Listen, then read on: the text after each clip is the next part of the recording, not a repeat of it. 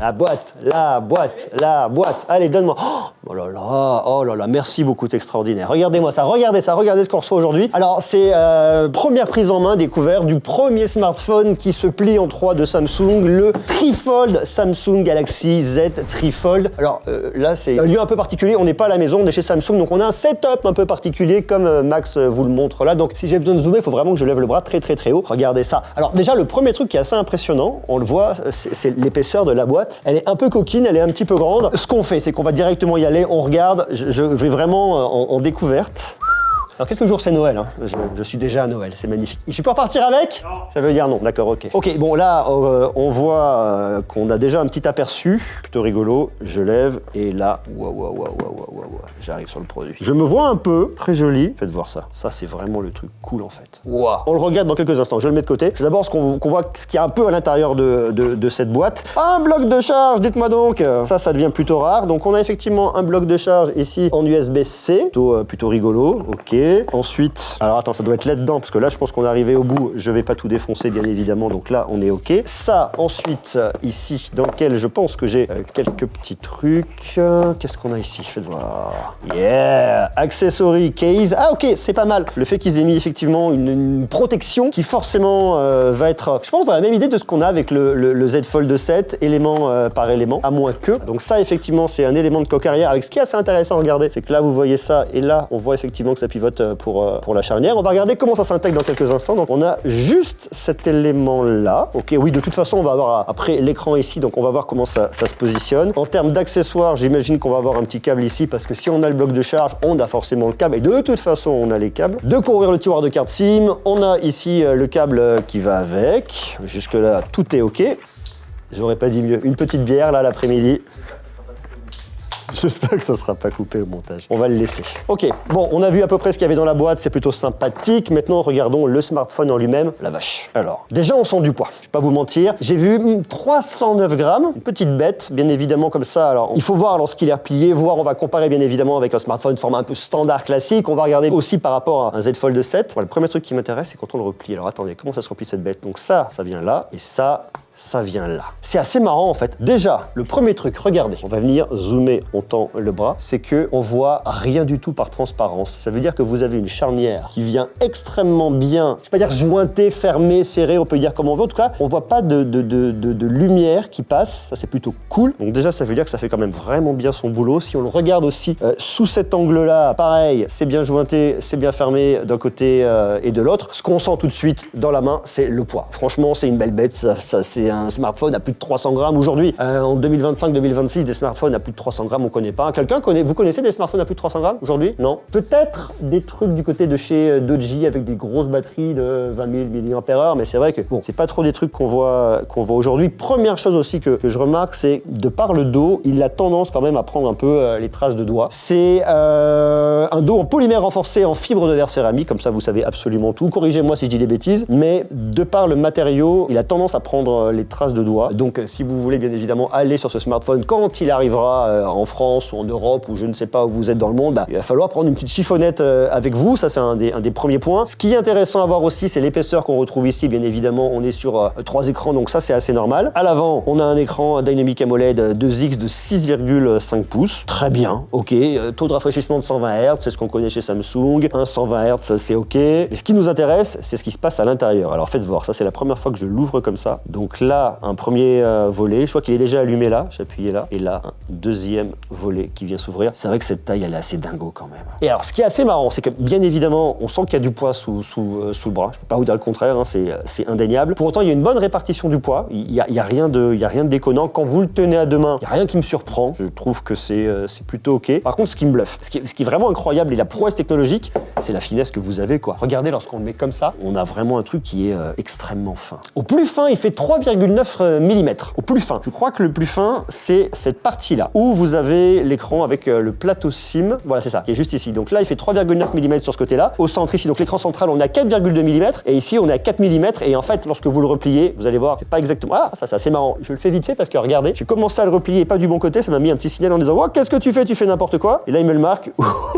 Ouvrez le téléphone ou repliez-le à partir de l'autre côté. Et là, ça vibre. Ça n'arrête pas de vibrer sous les doigts. Donc là, je comprends qu'effectivement, j'ai fait une connerie. Je le plie replie de l'autre côté, je le remets comme ça, et donc là, j'ai un total de 12,9 mm lorsqu'il est replié. C'est assez conséquent. Je vous montre en face, regardez, un Galaxy Z Fold 7 qui est sorti cette année. Alors, on compare ce qui est comparable, bien évidemment, parce que là, vous avez un pliage avec une seule pliure, une seule charnière et 2 écrans. Là, vous avez 2 charnières et 2 écrans, et 3 écrans, pardon. Donc, c'est pas tout à fait la même chose. On voit fatalement que l'histoire est un peu plus épaisse, mais ça, c'est la technologie et le produit qui le veut. Par contre, ce que je trouve tout de suite assez marrant, c'est que ça sent de très jolies finitions premium, ça sent la robustesse. C'est plutôt pas mal, hein, vraiment, assez bluffant. Autre point qui est important, c'est la sensation au niveau de la charnière. Ça trouve son chemin assez facilement. Alors là, vous voyez, je suis là, et après là, il vient tout seul, mais c'est normal, là, il n'y a rien de surprenant. Et alors, le truc qui est intéressant, je vous avais présenté il y a quelques années, c'était le smartphone qui se plie en 3 de Huawei. C'était une charnière en Z, c'est-à-dire que vous le fermiez dans un sens et vous le refermiez après de l'autre côté. Le truc qui était intéressant, ce que proposait Huawei et ce que propose pas Samsung, c'est que vous pouviez refermer un écran et utiliser 2 écrans si vous le souhaitiez. Là, Samsung vous dit, si vous l'ouvrez en grand, ça sert à rien d'avoir 2 écrans. Si vous voulez que 2 écrans, on a déjà un smartphone pour vous. C'est celui-là, c'est le Galaxy Z Fold 7. Ici, c'est 3 écrans. On va vraiment l'utiliser en grand, avec une très belle diagonale de 10 pouces. En termes de finition, le cadre, c'est de l'aluminium Armor Advance. À l'extérieur, Corning Gorilla Glass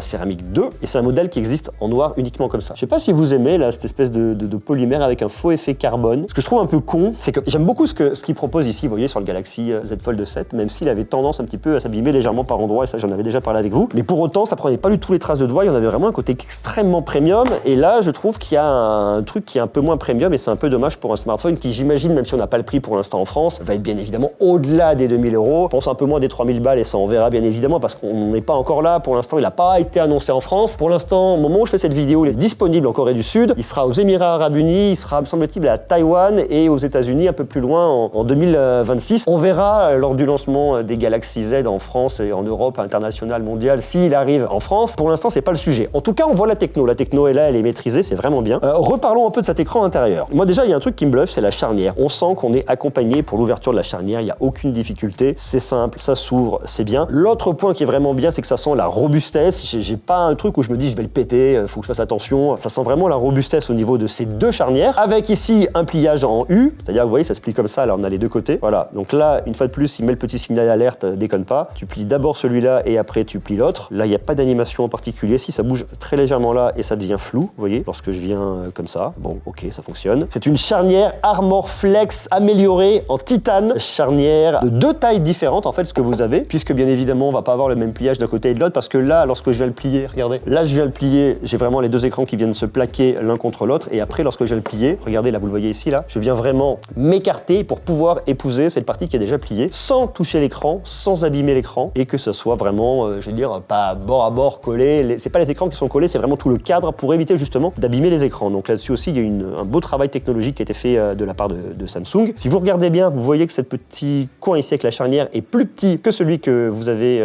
juste ici, donc ça c'est assez marrant, ça se positionne, on remet l'autre comme ça, ok, et puis après je l'ai en main sur un format un peu classique. Écran de 10 pouces, ça je vous le disais, Dynamic AMOLED 2X, c'est la diagonale 10 pouces, mais en réalité, et ça c'est pas mal, c'est qu'en fait, avec les bords qui sont légèrement arrondis ici, vous êtes sur un 9,9 pouces, bon, c'est quasiment du 10 pouces, hein. Bien évidemment, il faut tenir compte de la caméra que vous avez juste là. Résolution, c'est 2160 par 1584 pixels, résolution, c'est 269 pixels par pouce. On parle un peu de tech ici. La luminosité est assez marrante aussi, parce que au niveau de l'écran intérieur, vous avez un pic de luminosité à 1600 nits, tandis qu'à l'extérieur, vous avez un pic de luminosité à 2600 nits. On considère que lorsqu'on sera à l'extérieur et qu'il y a beaucoup de lumière, eh bien on va peut-être privilégier l'écran externe que l'écran interne, à voir bien évidemment à l'usage, parce que là c'est vraiment une prise en main, une découverte, donc je sais pas. En tout cas les chiffres sont là. Et alors ce qui est assez marrant et intéressant aussi, c'est que lorsque vous l'ouvrez comme ça, vous avez l'équivalent de 3 écrans de 6,5 pouces. Je vous l'ai dit, à l'extérieur c'est un écran de 6,5 pouces de diagonale, et si vous voyez cette diago, cet écran que vous avez là, en fait c'est la même chose que vous avez là. Là vous avez un 6,5, là vous avez un 6,5, un 6,5 pour une diagonale de 10 pouces, quasiment 10 pouces. Donc là on va essayer de se faire un petit truc. Donc lorsque je cherche à scroller comme ça, vous voyez, je le vois vraiment dans ce sens où là j'ai trois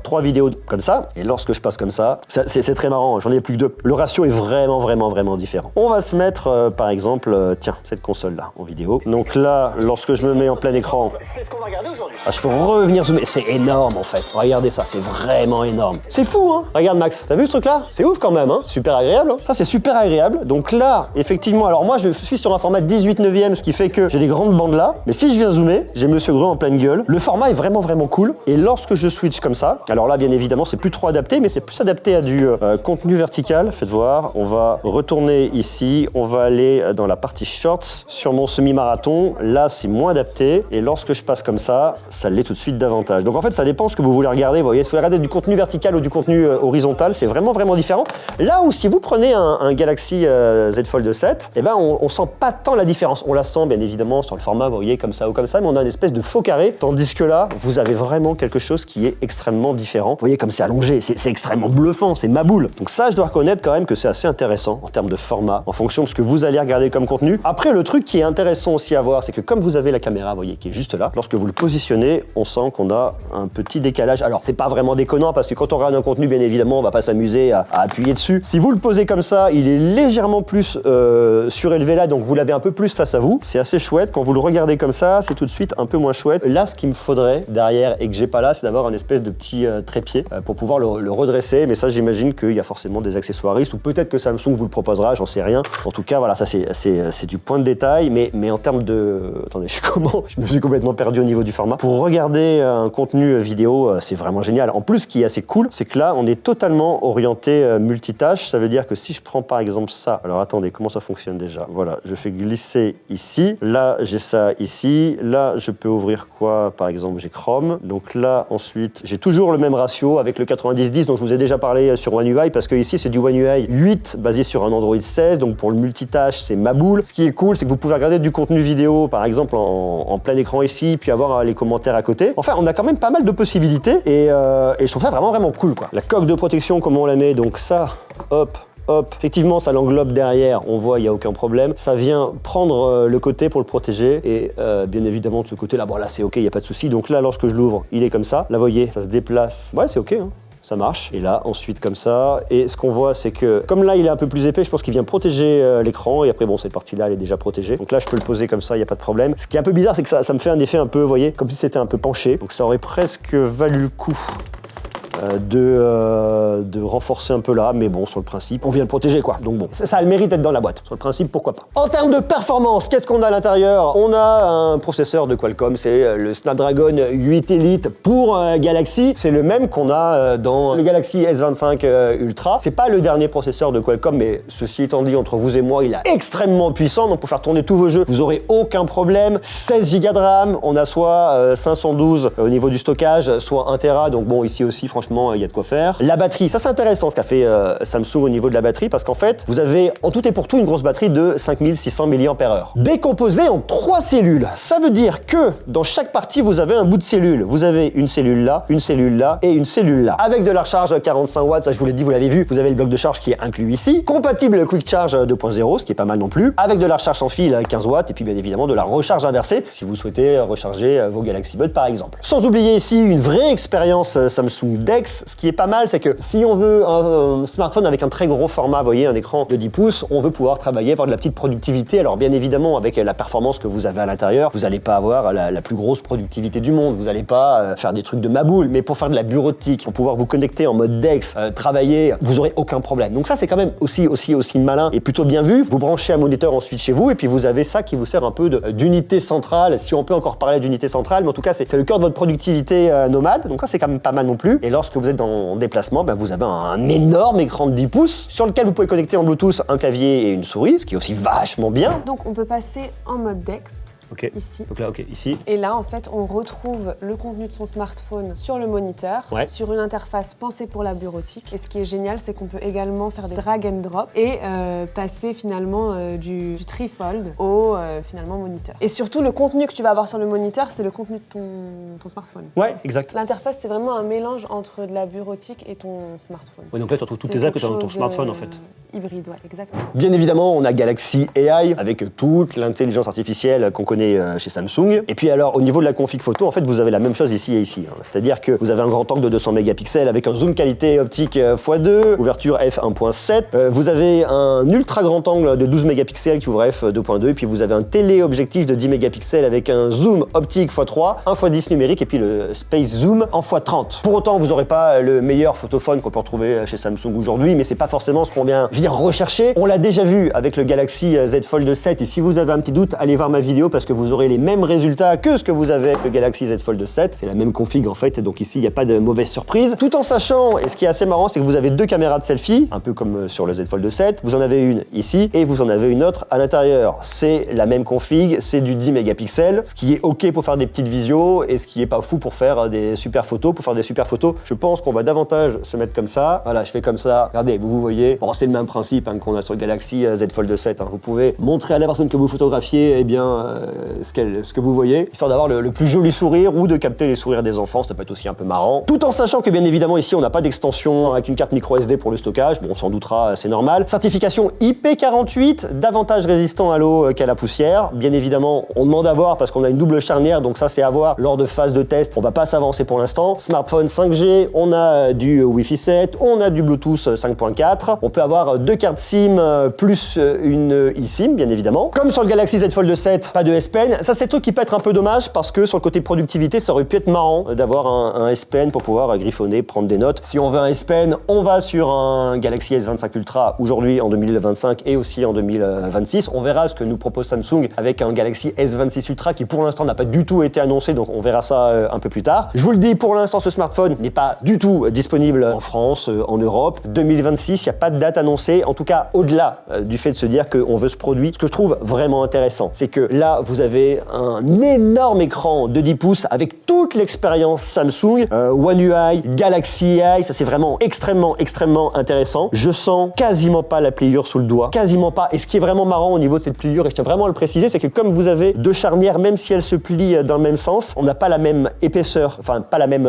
fabrication au niveau de chaque charnière. Il y a quand même du détail, il y a quand même une vraie différence, mais pour autant, on sent quasiment pas la pliure. Et ça, c'est quand même vraiment bluffant. Donc il y a vraiment un super boulot qu'a fait Samsung ici. À titre personnel et en tant que fan de tech, je suis que hypé par un produit comme celui-là. Ce que je trouve extrêmement bluffant, c'est l'épaisseur que vous avez là. Vous voyez, d'un point de vue technologique, ils ont fait un boulot qui est vraiment incroyable. Même si on n'a pas totalement la même épaisseur entre les différents volets, on le voit quasiment pas. Ce qui est un peu plus délicat et à voir à l'utilisation, c'est l'épaisseur de ce smartphone. Il est assez épais. Je vais vous montrer par rapport à mon Galaxy Z Fold 7 quand même.